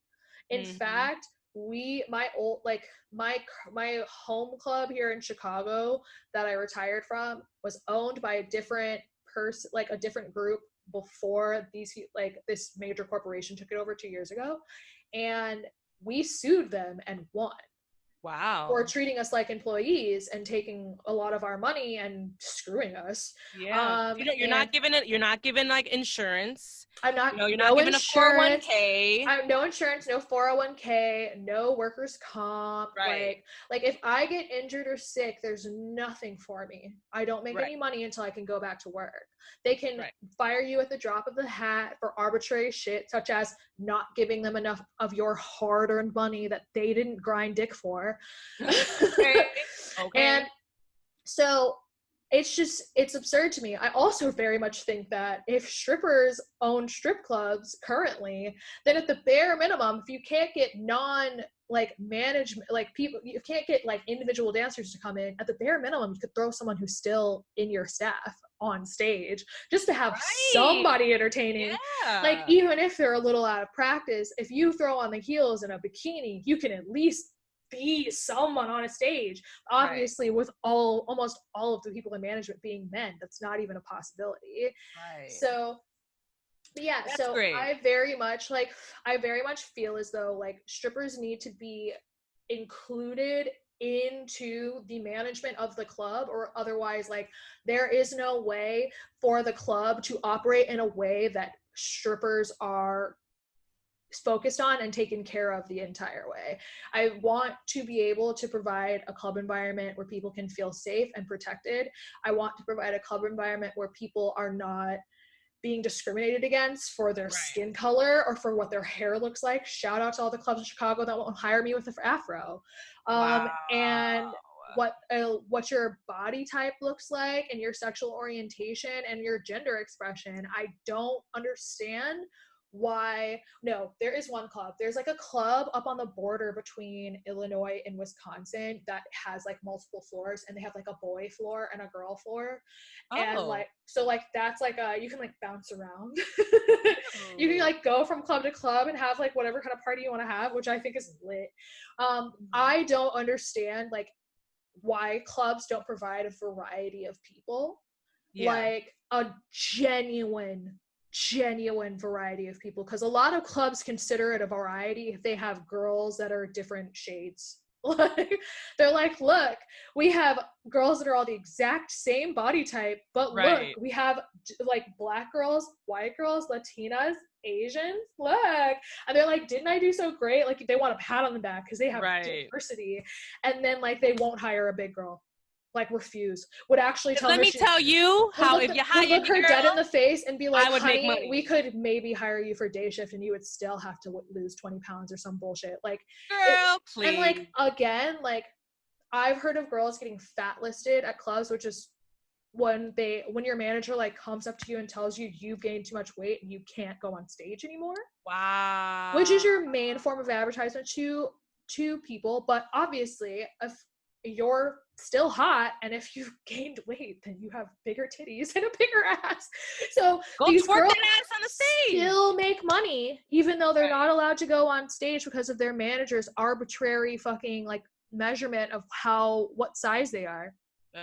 So it just is ridiculous to me that we look at strip clubs and essentially allow the male gaze, and only a very specific type of male's gaze dictate what is on stage.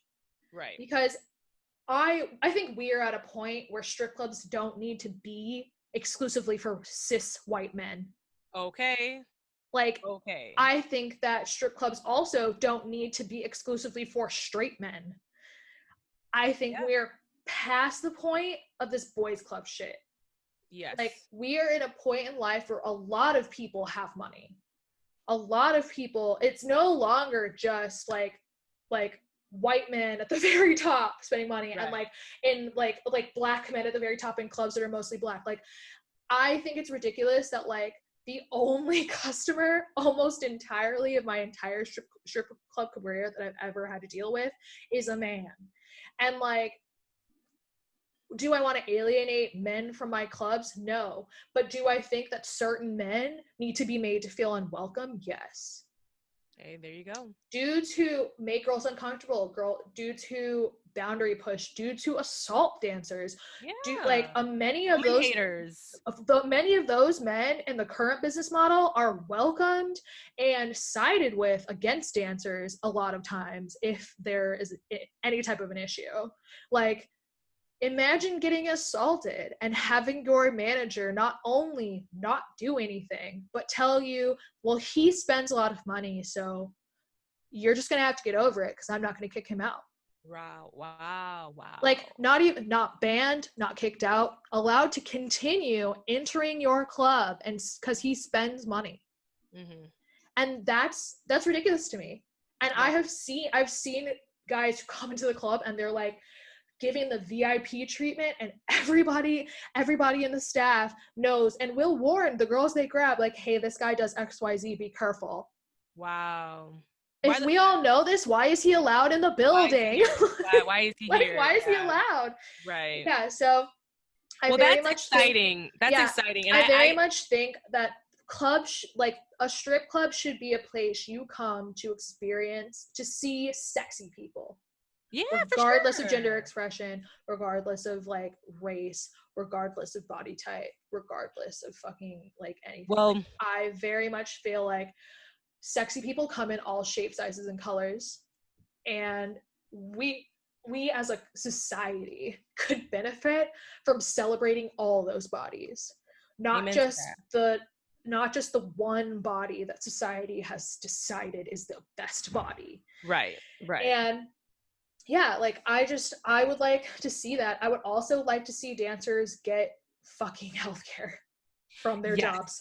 I would like to see dancers have healthcare included at their jobs, because it's ridiculous to me that dancers have to post GoFundMes when they get injured at work. Yeah, that's fucked up. Yeah. I want dancers to get childcare.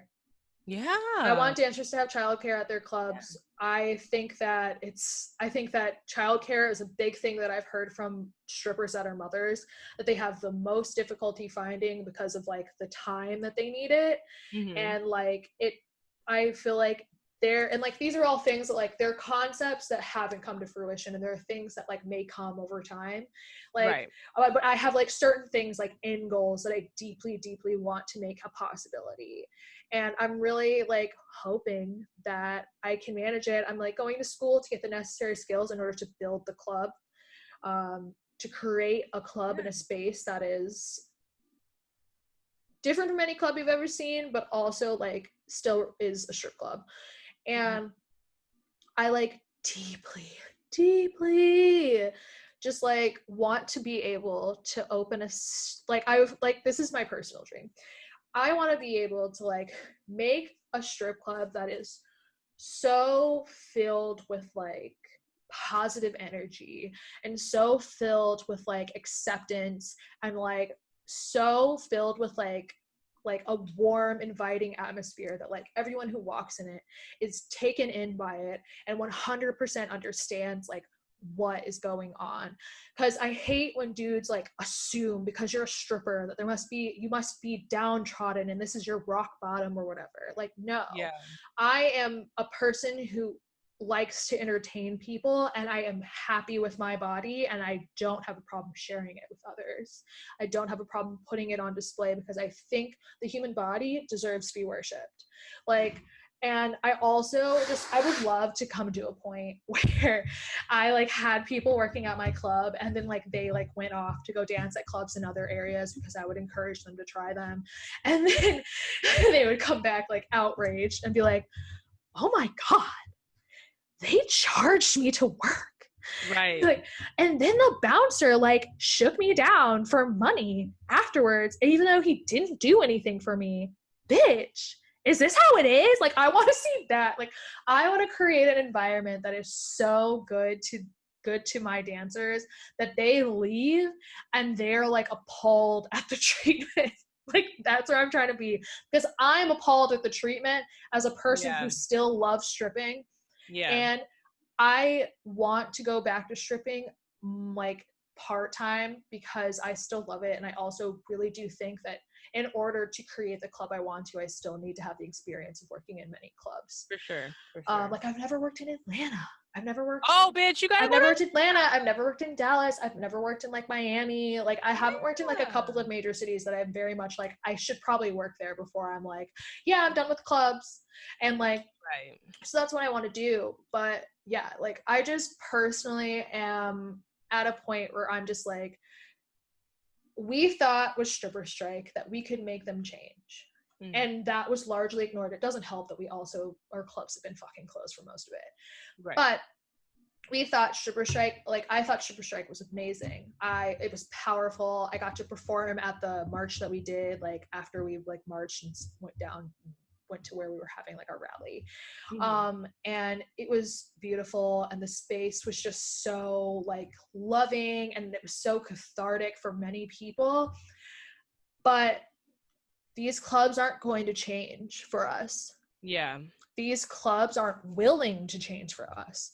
These clubs would rather exploit us and fuck us over and take our money than treat us with respect and respect the fact that we're the reason why they exist. Exactly. They would rather continue to do what they're doing than acknowledge that if we are treated better, we are better workers for them, and we are also like invested like in the club. Like I want to be able to like be like, dancers start off at $25 an hour or something like that. Like, I want to be outright like, because if you're going to be employed by the club, like, I'm employing you because you are the reason my customers come in here. Right. You are my salespeople. Right. You are the reason people are buying bottles. You're the reason people are buying rooms, buying dances, cashing out once, whatever. I want to make sure you're paid and good and happy to be here. And even if no one comes in, you're going to have money on your paycheck. Like, that's what I want. Like, that's awesome, Fierce. That's awesome. And I think that you can do it one day for sure. And I feel like, you know, you have all the tools. You just, like you said, you're already This is my like 7-year plan. Yeah, I'm hoping to get it going like, I'm turning 29 in January. I have a year until 30 after that.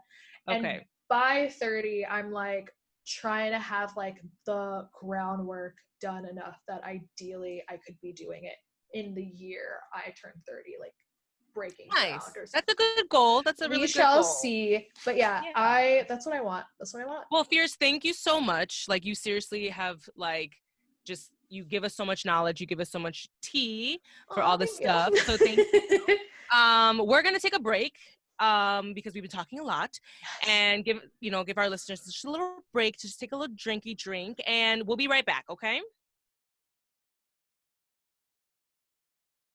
And we are back. So we're going to move it along to the next segment.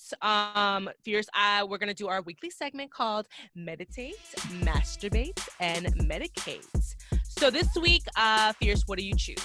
Medicate. I would love to talk to the people about the joys of antidepressants. Yeah, so this week, guys, Fierce is going to talk to us. She chose Medicate, but we're not going to talk about cannabis. We're going to talk about antidepressants. So, Fierce, so you've recently actually now are medicated. So can you tell us about that? So third time is a charm for me. I had a truly awful experience trying a medication when I was like in college. I was super depressed, and it ended up making me feel like I was unhinged, and I hated it. I quit it to cold turkey. And then it took me literally like 6 more years to get to the point where I was willing to look again. I basically arrived at a point in my life, like with like lockdown and everything, like I was speaking to my therapist. My current therapist is like amazing. And she has truly gotten me to a point. She's broken through a lot of my like hangups, my barriers, and like has really helped me grow as a person.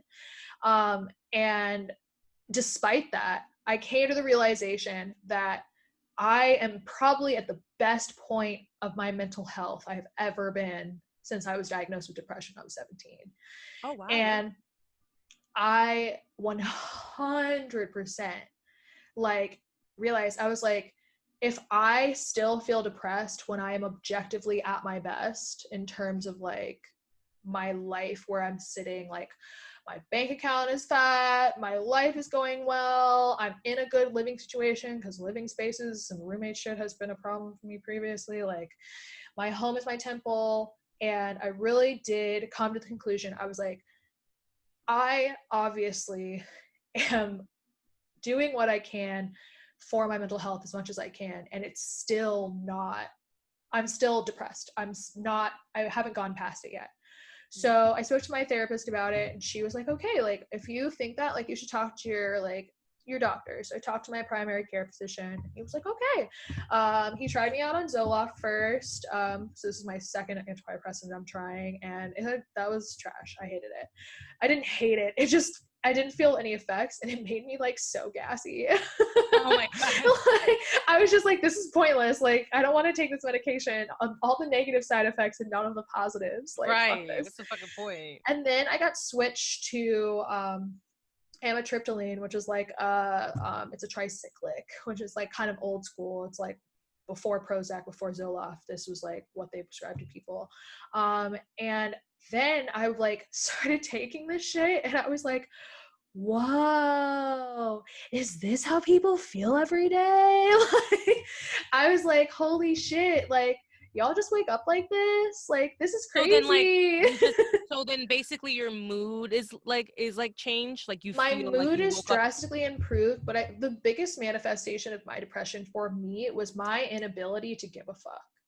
I was very, very indifferent, and I was I had very little motivation. So like when I'm depressed, I'm like in my house, and like I consider it a win if I like get one thing on my to-do list that day. I'm like, wow, I really got a lot done today. But like there are some points in quarantine where I was like in my feels, and I was just like, there's nothing going on for me. There's nothing for me to do. I'm like not showering. I'm like sleeping all day, drinking and whatever. Like I was not doing well. Like April, May. Okay. It was a bad time. And like, I was able to like come out of that with therapy, but then once I was like, I'm still doing pretty decent, but I would like to feel better, I tried this antidepressant, and the amount of shit I get done is wild. The amount of shit I get done in a day is wild. The amount of like energy I have, the way I like just greet the world, I'm just like happier, and I'm enjoying myself more. And like, am I functioning like at 100% all the time? No, I don't think anyone can claim to be functioning at 100% all the time. But I am officially like, my baseline is higher. Okay. That was the biggest thing for me. And I've actually spoken to like several of my friends, because like I feel like COVID might be finally the time where we as a society take mental health seriously. Oh yeah, for sure. Because I feel like a lot of people are suddenly like being confronted with their own mental health when they're stir crazy and at home, and they don't know what to do with themselves. And I have definitely had friends who like, because I've been very transparent about me going on antidepressants on the internet and like with my friends in person or whatever, or like via like Zoom call. And so like I've been very candid about like how it's going for me. And like I've had friends hit me up and be like, hey, like you inspired me to like talk to my doctor and like see about getting into therapy and like see about trying a medication. Like, thank you for talking about this. Like, out loud. And like that's one big thing, especially because I'm Black. Like we don't talk about mental health. We talked about it on the Black Line Chronicles. Like we really, really don't talk about mental health very much. Like as like, because we're such a like strong group of people because we've endured so much throughout like our ancestors and throughout the years. So we just pride ourselves in being so strong and strong-minded and like we can handle anything. So in a sense, if you actually admit to yourself or admit to your peers, you can't handle it, then you're viewed as weak, you're viewed as, you know, lesser than, and it's like at the same, it's like we need to stop that, you know, dynamic. We need to admit when we're like, okay, hey, this is not like I'm actually depressed or I'm actually sad. Like I feel it and I need help. And it's like we're so proud that we can't ask for help. And we're so like, you know, like, I mean, that's a huge problem in our community. I feel like we should be able to normalize talking about, you know, medicating ourselves if we need to, if we're feeling sad. This is the time. So many people are going through so much bullshit right now. So many people are like at rock fucking bottom. At rock goddamn bottom. And like, I feel like no one has really been taught how to reach out for mental health help. Yeah. There are certain people in certain walks of life who have been afforded the ability to like see a psychiatrist and like be diagnosed with whatever mental illness they had from an early age. Like props to anyone who got medicated before they hit their teens. Wow. Right. Must be nice. Right. I know. Like I was talking to my mom when I went home and saw her. Like I was like, I just really wonder what my life would be like if I had experienced like being medicated like adequately like at an earlier age, like where I would have been, like what about my life would have been different. And like obviously you can't change the past, and I have no regrets about like my life, but I definitely like am just conscious of the fact that like damn, like, and depression is hereditary. Like these mental illnesses are like these are things that affect like they go back. And like I just think about like there's so many people whose parents just sucked it up because there was no mental health care hardly at all when they were growing up, and they just had to push through it. And that in turn makes their parents be completely unable to like understand where you're coming from, because they're like, well, I got through it, why can't you? Right. And it's just like I don't want to get through it. I want to get help. I need help. Yeah. And like acknowledging that you need help is like the biggest step for everyone, first of all. Oh yeah. Like, we're too prideful to admit that. Yeah. So few people are willing to admit that something's going on with their life that's not necessarily like the norm, you know? And I'm so like thankful for the digital age, because at least like you start to hear more like about it from more people, just by virtue of being able to access the internet where billions of people use. I definitely think that like we already talked about the Read, but again, the Read always talks about mental health, and they're two Black queer people, so like that's very much like them being like, hey, this is my life, I'm struggling with this, I'm having a hard time. And like I was finally able to have a doctor give me something that like really actually made it less hard. I was also confronted with the fact that like we're going into like Chicago winter. Yeah, and, like, girl. Seasonal depression is already bad. We get such little daylight, and like obviously we're not like Canada or any far north, so it could be worse. It's bad enough. It's bad enough. It starts getting dark around 4-ish p.m. and it's pitch black by 5. Like it's not like there's a lot of fucking sunlight, and like the sunlight that you're getting isn't very direct either, and you're also not trying to spend any time outside getting any of the vitamin D anyways. It's fucking cold as shit. So and there's a pandemic, so there's like fucking COVID outside, so like what the fuck? Yeah, like you really don't want to go out anywhere. So for me, like I was just like, I don't know if I can handle Chicago winter without some sort of chemical. Yeah, girl, I was like, shout out to your antidepressants, shout out to fucking cannabis. Yes. Like you need it. And like I have definitely actually still been like, I'm an edible person. I don't really smoke weed. I'm more like edibles are my shit. So I like get this like edible that I like order from this guy who like makes them like artisanal chocolate, vegan chocolate. They're so good.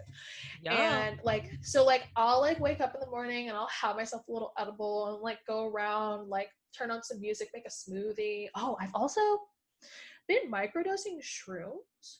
Oh my God. So the last episode with Joy, she's a cannabis entrepreneur and she actually told us about microdosing shrooms too. Mm-hmm. So yeah, So I need to get into I haven't that. been doing it like regularly because I don't have like such a huge supply. But like Right. the same person also sells like shroom pills, and then you like can Okay. like figure out what's your like thing. Actually, the first time I tried it, I took one whole one, and then like immediately after that had a family Zoom call. And then Oh I my I God. was like fine, but the moment we got off, I was like I was like, woo, Glad bitch. that's Like, over. I was like, you know, I kept together very well because it wasn't like hitting me that hard at first. But the moment I got off, I was like, I need to lay down. Damn, Like, girl. but yeah, microdosing shrooms has been lovely. Like, occasional thing, I like add them to my smoothies. I feel like that's like a good way. Okay. That's a good way to do it, right? Yeah, and like that's been nice as well. I feel like that combined with like having my antidepressant just like made for better days. I do think my antidepressant still keeps me at a level that I don't need to have like weed or microdose shrooms or whatever. However, like I enjoy the weed. Yes, girl. It also like gets me in the mood to like pull. Like I really, Oh, for sure. Yeah. You get very, whenever like, I'm high and excited. like whenever I'm high and I pull, I'm like so smooth. Yes, bitch. But Well, yeah, I love so that though. I'm so so happy like that the antidepressants work. medication, baby, like don't let the stigma get to you. Like if you genuinely like feel like you need help, like and like it's okay to need help, people. Like Yeah. it is okay to need help. A lot of people need help right now. Like seriously, if you have a primary care physician, like you don't even have to talk to a psychiatrist in order to discuss like whatever type of medication that you would like for your mental health. And like if you have a good primary care physician and you have a relationship with them, you can start the discussion about being like, hey, like I'm dealing with these things and like I would like to know if it's possible that I could improve upon these things and make them less difficult to deal with in my day-to-day life. Because honestly, I'm sure that these doctors are prescribing like a lot right now, because a lot of people are probably coming to them with the same issues, and just that little bit helps. That That's little bit awesome. helps. And I really do think like if you need to medicate, do not feel bad about it. Fucking like go get you some whatever ends up being what works for you. Like go try it out, because if you can manage it like and you can manage to find something with the side effects that aren't too bad for you and you can enjoy a better life, like I encourage it. And I would hope that anyone who is depressed or has anxiety or ADHD or BPD, like you know, like many things, like I would hope that like people who are having those experiences could feel empowered. Like if you needed a sign, this is your sign. Like there you go. You guys hear it from Fierce. This is That's your your sign. sign. Ask for help. Ask for help. Like, well, Fierce, thank you so much for sharing your story, because seriously, like I think that is really great, because no one's really talked about antidepressants yet on my show. So thank you for sharing that. I really, really fucking adore you in that sense, because you're super knowledgeable in that sense too. So appreciate you on that. it's been on my heart, because I'm just like, man, like everyone should get to feel like this. Yeah, for sure. Yeah. Well, we're gonna move it on to the next segment, which is the quote of the day, and I have a quote based off of us. So do not be afraid of exploring your sexuality, fantasies, and desires. Embrace them, love them, make them yours. They are a part of who you are. And that is by Anonymous. So that's yes, amazing. Yes, I was absolutely. like, we gotta talk about the sexuality, because we're both bitches that embrace our sexuality. Yes, like get naked in front of a mirror and just like look at yourself and be like, oh, Stop look that at pussy in me. the Like, mirror, though. like seriously though, love on yourself. Love on yourself. Here's, I love you, girl. Thank you so much for joining us. I want so plug everything you need. So yeah, guys, if you guys want to reach out and follow her, she's gonna go ahead and give us all her handles. Go ahead, girl. Okay, so I am that bitch fierce on all platforms. That is Instagram, Twitter, and TikTok now. I just recently started getting on TikTok. Ooh, I gotta follow you, girl. Yes, and then I also am a part of a podcast with my co-host Ramona. It's called Pay to Play Podcast. It is not currently on like Spotify or anything. It's just on SoundCloud at the moment. It is Pay the number 2 Play Pod. So check us out. We were just discussing like getting some more episodes out for you. Yay! I love your and podcast. getting it poppin'. So yeah, like thank you so much for having me on your show. This was amazing. I had so much fun. Yes, thank you. Thanks for chatting with us, thanks for informing us and sharing your story. I really appreciate it, girl. You know, I love following you on Twitter, girl. So yeah, I'm I'll always put all of talking her shit. information in the show notes, guys, so you guys can all follow her and everything. And yeah, as always, guys, please make sure you subscribe to Kimbology. Follow me on Instagram, Twitter. I'm on TikTok too. What am I else? Always send your Q&As to kimbologypodcast@gmail.com. I still will be doing that giveaway, guys, so I haven't forgot about it. I know I mentioned that in a few podcasts ago that I want to do a giveaway. I want to reach a nice fun number before I do that, and also I will announce all that on Instagram, so I will be doing a giveaway before the end of the year, so keep a lookout for that. There will be a secret code in the podcast that you will have to let me know or message me, and I'll explain all the details when I post it on my social media platforms. It will be on Facebook and Instagram and Twitter and all that stuff. So yeah, keep a lookout for that. But thanks, Fierce. Look at her. She's all chilled out, ready to like go to bed. Oh no, my butt I appreciate hurts. you joining me. I know, girl, she's been on the floor for like hours, so we're gonna let you guys go. As always, thank you so much for listening. And yeah, I'll see you guys next week. And say bye. Fierce. Bye, guys. Thanks for having me. Kimbo out. Brought to you by the Rick Dog Network. Well, shoot the damn dog.